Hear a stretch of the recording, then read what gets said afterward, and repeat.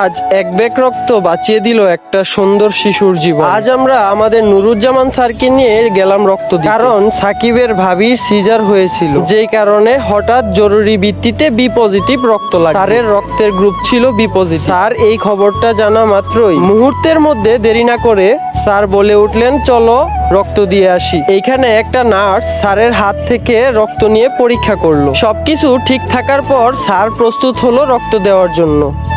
আর এইদিকে কারেন্ট নেই, সেজন্য স্যারের রক্ত দেওয়ার সময় আমরা একটু বাতাস করেছিলাম। সবশেষে এক ব্যাগ রক্ত নেওয়া সম্পূর্ণ হলো। সত্যি বলতে আজকের দিন এরকম মানুষ খুবই কম, যারা নিজের কষ্ট ভুলে অন্যের জীবনের কথা ভাবে। স্যারের এই মানবিক কাজ আমাদের জন্য অনুপ্রেরণা। এরপর আমরা স্যারের জন্য ডাব, কমলা আর কিছু ফল আনতে গিয়েছি, কারণ রক্ত দেওয়ার পর শরীরের যত্ন নেওয়া জরুরি। স্যার একটু সুস্থ বোধ করায় আমরা ফিরে আসি, কিন্তু মনে রয়ে যায় একটাই কথা, আজ স্যারের এই ছোট্ট কাজটি বাঁচিয়ে দিল একটা জীবন, হয়তো একটা সুন্দর ভবিষ্যৎ, একটা নতুন শিশুর পৃথিবীতে আগমন। আমরা হয়তো তাকে সরাসরি দেখিনি, কিন্তু সাকিব ফোনে তার ছবি পাঠিয়েছে, আর সেটাই আমাদের জন্য সবচেয়ে বড় আনন্দ। আর সবশেষে বলতে চাই, রেসপেক্ট টু নুরুজ্জামান স্যার।